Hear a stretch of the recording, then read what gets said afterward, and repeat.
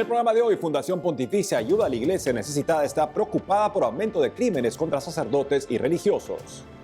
Papa Francisco propone a San José como guía para superar la crisis global.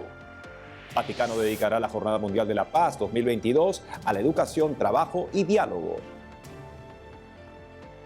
Hola amigos, bienvenidos a una nueva edición de su programa de noticias con enfoque católico EWTN Noticias. Soy Eddie Rodríguez Morel.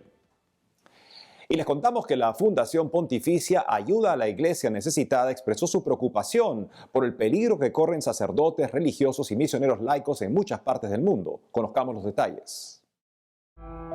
La Fundación Pontificia Ayuda a la Iglesia Necesitada expresó su preocupación por el peligro que corren sacerdotes, religiosos y misioneros laicos en muchas partes del mundo.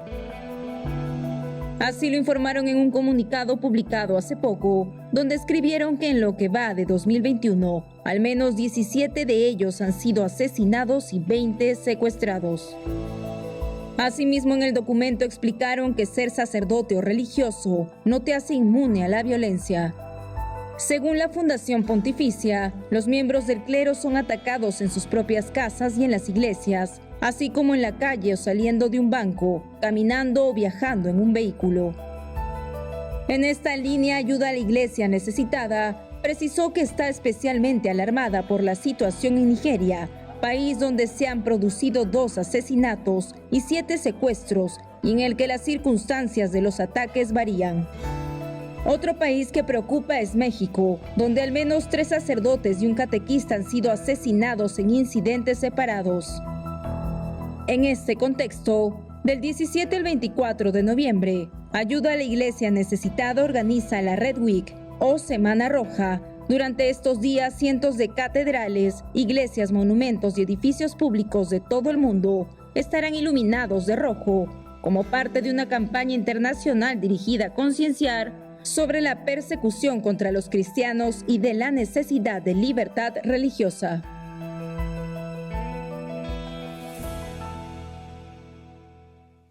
Oremos por los cristianos perseguidos. Ahora nos enlazamos con nuestro corresponsal en Roma, Miguel Pérez Pichel, quien nos comentará sobre el nuevo ciclo de catequesis que ha iniciado el Papa Francisco. Adelante, Miguel. Saludos desde Roma. El Papa Francisco inició este miércoles en la audiencia general que presidió desde el Palacio Apostólico del Vaticano un nuevo ciclo de catequesis. El Santo Padre a lo largo de las próximas semanas reflexionará sobre la figura de San José como patrono de la Iglesia Universal.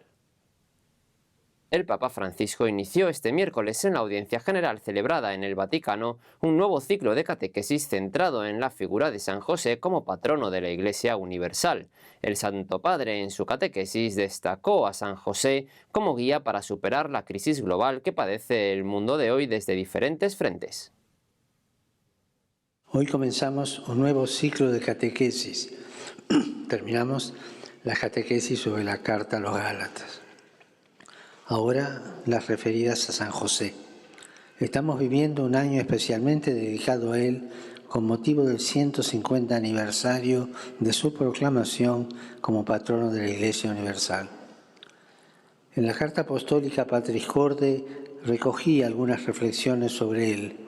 Espero que en este tiempo de crisis global que estamos viviendo nos confiemos a su intercesión y su ejemplo nos edifique y nos guíe cada día. El Papa señaló también que la historia de San José y de la Sagrada Familia es un reflejo de la misión de la Iglesia en el mundo de hoy. El Santo Padre destacó que no es casualidad que Jesús naciera en Belén y creciera en Nazaret, 2 pueblos de la periferia. Insistió en que ese hecho histórico dice que la periferia y la marginalidad son predilectas de Dios y no tomar en serio esa realidad equivale a no tomar en serio el Evangelio. En la Biblia hay más de 10 personajes con el nombre de José, que en hebreo significa que Dios te haga crecer. Este detalle nos permite reconocer un rasgo que distingue a San José. Es un hombre de fe que confía en los designios y en la providencia de Dios. Otro aspecto de su figura son las principales referencias geográficas de su vida, Belén y Nazaret, que eran 2 lugares periféricos. Esto nos recuerda que tenemos que estar atentos a lo que el mundo ignora y recuperar una mirada que sepa discernir y valorar lo esencial. Por el momento esta es toda la información desde Roma. Informó para EWTN Noticias Miguel Pérez Pichel. Gracias, Miguel, por la información. Y el presidente de la República de Croacia fue al Vaticano para encontrarse con el Papa Francisco y conversar sobre la situación de la población croata en Bosnia y Herzegovina. El presidente de la República de Croacia, Zoran Milanovic, se reunió esta semana en el Vaticano con el Papa Francisco y conversaron sobre la situación de la población croata en Bosnia y Herzegovina. Asimismo, el mandatario se reunió con los máximos responsables de la diplomacia vaticana, el secretario de Estado de la Santa Sede, Cardenal Pietro Parolin, y el secretario para las Relaciones con los Estados, Monseñor Paul Richard Gallagher. Al respecto, según un comunicado de prensa de la Santa Sede, en el transcurso de las conversaciones cordiales se expresó la satisfacción por las buenas relaciones bilaterales existentes entre la Santa Sede y Croacia, y además se mostró la intención de desarrollar una colaboración en el futuro. Como se sabe, tanto Croacia como Bosnia y Herzegovina son dos países de la península de los Balcanes, sudeste del continente europeo, que se independizaron de la antigua Yugoslavia. Croacia, Estado miembro de la Unión Europea, lo hizo en 1991 y Bosnia y Herzegovina en 1992, después de una sangrienta guerra. Ahora, 26 años después de aquel acuerdo de paz, la división vuelve a amenazar la viabilidad del Estado bosnio y la paz entre bosnios, croatas y serbios debido a conflictos políticos. En otros ámbitos, el Vaticano anunció el mensaje para la Jornada Mundial de la Paz 2022. El tema del mensaje del Papa Francisco para la Jornada Mundial de la Paz 2022 será educación, trabajo, diálogo entre generaciones, herramientas para construir una paz duradera. Se trata de la edición número 55 de la Jornada Mundial de la Paz, que cada año la Iglesia celebra el 1 de enero, desde que San Pablo VI la instituyó a finales de 1967 y que se llevó a cabo por primera vez en 1968. En esta línea, según informó un comunicado reciente del Dicasterio para el Servicio del Desarrollo Humano Integral, el Papa Francisco identifica en su mensaje 3 contextos de actualidad para reflexionar y actuar, en los cuales invita a leer los signos de los tiempos con los ojos de la fe, para que la dirección de este cambio despierte nuevas y viejas preguntas con las cuales es justo y necesario enfrentarse. De esta manera, el Santo Padre plantea estas interrogantes. ¿Cómo pueden la instrucción y la educación construir una paz duradera? El trabajo en el mundo responde más o menos a las necesidades vitales del ser humano sobre la justicia y sobre la libertad. ¿Las generaciones son verdaderamente solidarias entre ellas? ¿Creen en el futuro? Asimismo, el obispo de Roma pregunta en qué medida dentro de este contexto el gobierno de las sociedades consigue fijar un horizonte de pacificación.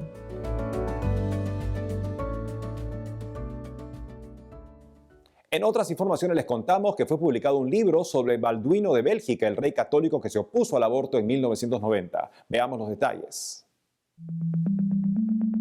La editorial Libros Libres publicó la obra El Rey Balduino, el legado de su vida, en el que se recogen cartas inéditas del monarca cargadas de espiritualidad, así como fotografías no conocidas hasta ahora. El rey Balduino de Bélgica fue el 5º rey de los belgas desde la abdicación de su padre en 1951 hasta su fallecimiento en 1993. Casado desde 1960 con la aristócrata española Fabiola de Mora y Aragón, el matrimonio no tuvo descendencia y su hermano menor le sucedió con el nombre de Alberto II. En ese contexto, en el año 1990 se aprobó la ley del aborto en Bélgica. Como rey y jefe del Estado, debía firmar los proyectos aprobados por el Parlamento para que entren en vigor. Sin embargo, la ley del aborto iba en contra de sus profundas convicciones cristianas y aseguró que su conciencia no le permitía firmar la norma. Hasta ese momento, nunca un rey había rechazado ratificar las decisiones del Parlamento. El secreto de la vida del rey Balduino residió en la profundidad de su vida espiritual, de su unión con Dios, vivida día a día y traducida en gestos cotidianos de servicio a los demás, según desveló el cardenal León Joseph Suenens, autor del libro que ahora ha sido traducido al español y una de las personas más cercanas al monarca en los 35 últimos años de su vida y que ahora publica la editorial Libros Libres. Vamos con noticias de Sudamérica, donde hace poco unos 3.500 peregrinos llegaron hasta el santuario de la Virgen de los 33, patrona de Uruguay, para pedir que la Virgen María los acompañe en el caminar. Hace unos días, unos 3.500 peregrinos llegaron hasta el santuario de la Virgen de los 33, patrona de Uruguay, ubicado en la ciudad de Florida, para pedir que la Virgen María los acompañe en el caminar. Asimismo, con motivo de esta fiesta patronal, se celebró una Eucaristía presidida por el presidente de la Conferencia Episcopal del Uruguay y obispo de Salto, Monseñor Arturo Fajardo, en la explanada del Santuario Mariano, luego que en 2020 la celebración presencial fuera suspendida debido a la pandemia del coronavirus.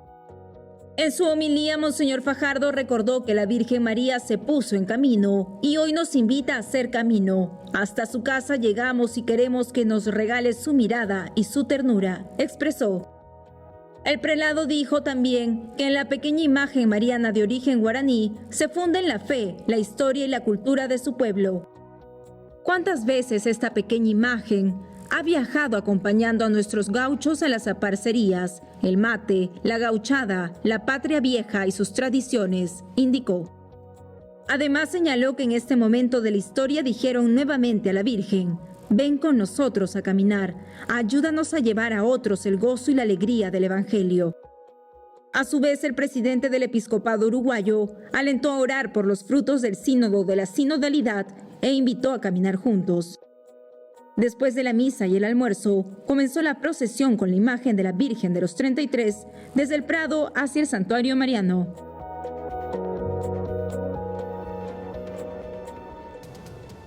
Amigos, ahora tenemos que ir a una pausa, pero al volver, obispos españoles están en asamblea plenaria y Basílica de la Sagrada Familia inaugurará nueva torre dedicada a la Virgen María. Además, el Episcopado chileno publica orientaciones para los procesos de reparación de casos de abusos. Ya retornamos con más noticias con Enfoque Católico.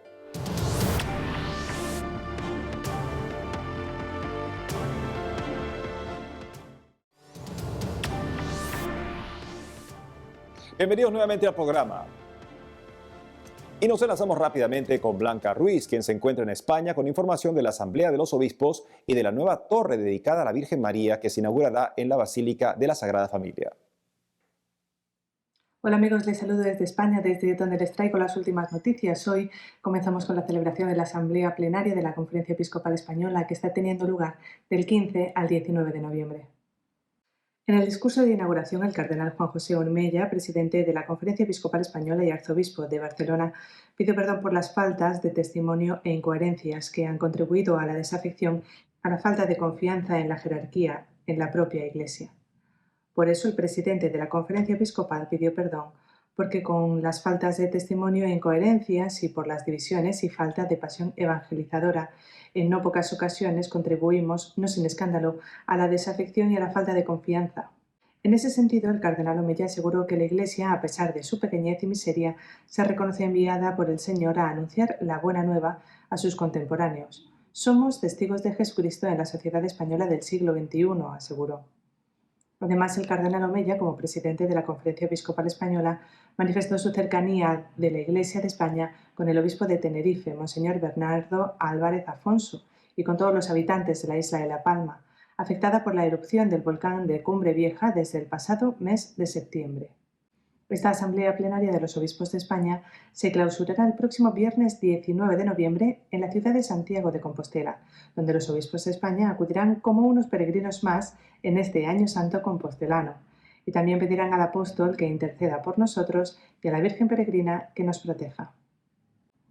Y ahora continuamos con una preciosa noticia. Se trata de la inauguración de la torre dedicada a la Virgen María en la impresionante Basílica de la Sagrada Familia. El próximo 8 de diciembre, solemnidad de la Inmaculada Concepción, se inaugurará la Torre de la Virgen María en la Basílica de la Sagrada Familia de Barcelona, que es la primera de las 6 torres centrales que tendrá la Sagrada Familia una vez se finalice. Los responsables de la Basílica indicaron en septiembre de 2021 que ya habían colocado el tercio superior del fuste de la Torre de la Virgen, con lo cual la torre alcanza ya los 134 metros. Con la colocación de esta estrella alcanzará unos 138 metros de altura. En la mañana del 8 de diciembre se prevé que se celebre una misa a las 6 de la tarde, que estará presidida por el cardenal Juan José Omella, y al término se bendecirá e iluminará la Torre de la Virgen María. Y por último les traemos una preciosa iniciativa. Queremos contarles cómo se celebró la Jornada Mundial de los Pobres en una parroquia de Valencia. La parroquia de San Francisco de Borja y la Asociación Apostolado de la Divina Misericordia organizó un jubileo especial con motivo de esta jornada para las personas que atienden semanalmente. Antes de la celebración, las personas sin hogar pudieron asearse en duchas especiales y se les proporcionó una muda de ropa. Posteriormente tuvo lugar una misa de fraternidad con todas las personas sin hogar, con el objetivo de que en esta jornada se sintieran como en casa. El padre Pedro Miret, presidente de la Asociación Apostolado de la Divina Misericordia, aseguró que con esta jornada pretendían que los asistentes se sientan nuestros hermanos, que es lo que nos pide el Papa en su mensaje de la Jornada de los Pobres, y lo que llevamos haciendo en el Apostolado de la Divina Misericordia desde el año 2016. Y con esto les dejamos. Esto es todo desde España. Seguiremos informando. Gracias, Blanca, por la información. Por otro lado, Ayuda a la Iglesia Necesitada anunció que destinará 5 millones de euros a favor de Siria y Líbano. Veamos los detalles de esta buena noticia. La Fundación Pontificia Ayuda a la Iglesia Necesitada financiará 5 millones de euros en proyectos en Siria y Líbano. Para ello fue lanzada una campaña de recaudación de fondos con el objetivo de ayudar a las comunidades cristianas locales cuyas condiciones siguen deteriorándose drásticamente. Al respecto, un comunicado de ACN en Italia advirtió que muchos más cristianos se plantean abandonar su tierra natal tras los cientos de miles que ya han emigrado porque Siria está sufriendo las consecuencias de una guerra de una década y el Líbano está lidiando con una grave crisis económica, social y política agravada por la explosión del puerto de Beirut en 2020 y el reciente resurgimiento de las tensiones entre los diferentes grupos étnicos y religiosos. Cabe mencionar que entre los proyectos actuales a favor de Siria se encuentra la financiación de comidas para los ancianos, fondos para el suministro durante 6 meses de medicamentos y otras ayudas sanitarias y alimentarias a las familias, mientras que los proyectos en el Líbano incluyen la entrega de alimentos para las familias necesitadas, donativos para la celebración de las misas encomendadas a los sacerdotes pobres, entre otros.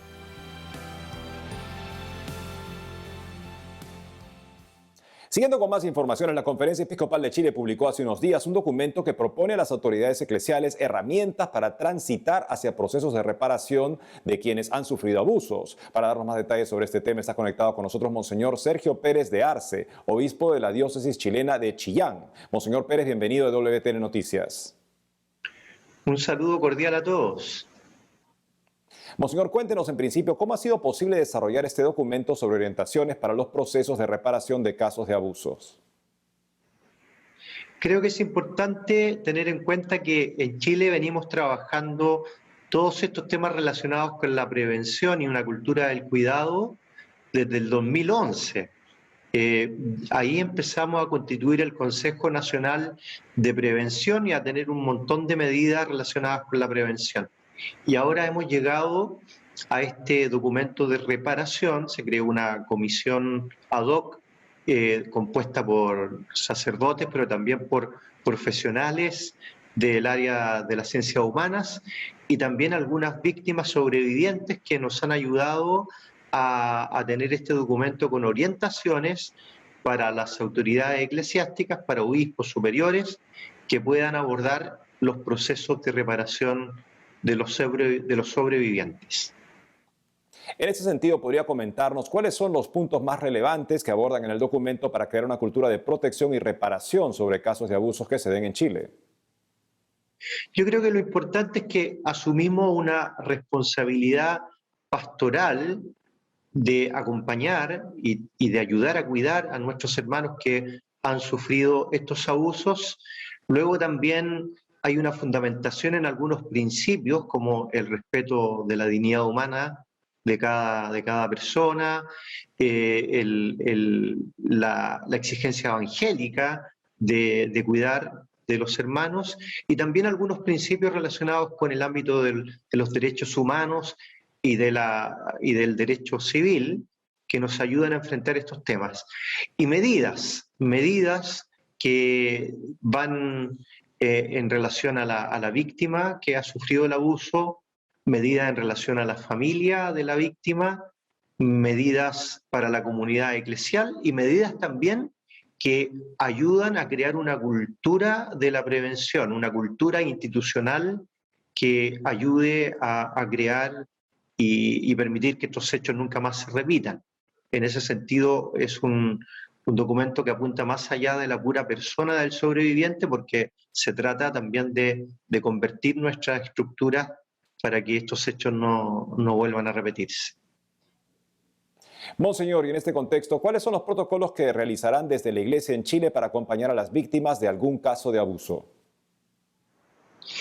Mire, yo creo que lo importante es que estas son medidas de reparación. Entonces, por ejemplo, en relación a la víctima sobreviviente, hay criterios desde escuchar los procesos de denuncia, acompañarlas en los procesos canónicos o de investigaciones que se realizan, en favorecer y proporcionar la ayuda profesional que esas personas necesitan para hacer sus procesos de reparación, también eventuales ayudas económicas, y nunca perder de vista que la reparación es un proceso integral que tiene componentes simbólicos, espirituales, psicológicos, económicos. Entonces se trata de atender a ese conjunto de necesidades para que la persona pueda transitar este camino de reparación apoyado en este caso por la comunidad eclesial. En ese sentido son un conjunto de medidas. Y respecto de medidas de corte más institucional, nosotros tenemos en Chile ya una institucionalidad para recibir y recepcionar denuncias y acompañar víctimas. Se trata de fortalecer esa institucionalidad y también fortalecer el Consejo Nacional de Prevención con algunas instancias o equipos asesores que ayuden en los procesos de reparación. Por ejemplo, una mesa de gestión de casos. A veces a la autoridad eclesial le llegan casos complejos que tratar y necesita asesoría para realizar eso. Otro tipo de mesa es que a veces el obispo necesita realizar una conversación extrajudicial para acordar algún tipo de apoyo económico o de indemnización, y también para eso hay una mesa asesora para que estos procesos se puedan hacer de mejor manera. Y también hay una mesa de sobrevivientes, de manera que habiendo sobrevivientes y también especialistas puedan ayudar al obispo o al superior a hacer un mejor acompañamiento de aquellos que han sufrido el abuso. Monseñor Sergio Pérez de Arce, obispo de la diócesis chilena de Chillán, gracias por habernos acompañado hoy en EWTN Noticias. Muchas gracias a ustedes. Gracias nuevamente, Monseñor. En otros ámbitos, recordemos que durante todo noviembre se sigue rezando por los que han fallecido, y en este contexto el cardenal Timothy Dolan, arzobispo de Nueva York, sugirió la oración más breve que podemos rezar por los difuntos. Conozcamos de cuál se trata.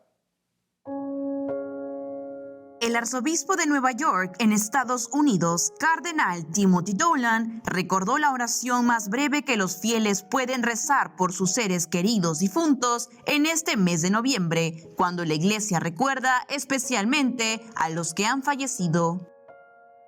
En recientes declaraciones, el purpurado señaló que las letras RIP o RIP, que se encuentran comúnmente en las tumbas, son las siglas de la frase en latín Requiescat in pace, que significa descanse en paz. Al respecto, el cardenal Dolan remarcó que esta hermosa oración se puede repetir cuando pensamos con gratitud y reverencia por aquellos que nos han precedido. Además, recordó que los fieles pertenecemos a una familia sobrenatural llamada la Comunión de los Santos, que no está limitada por el tiempo o el espacio, por lo que no debemos cansarnos de rezar por los que nos han antecedido. Finalmente, el arzobispo de Nueva York aseguró que no podemos cansarnos nunca de agradecer a Dios por ellos y pedirle misericordia al Señor para que los reciba en el verdadero y eterno hogar en el cielo.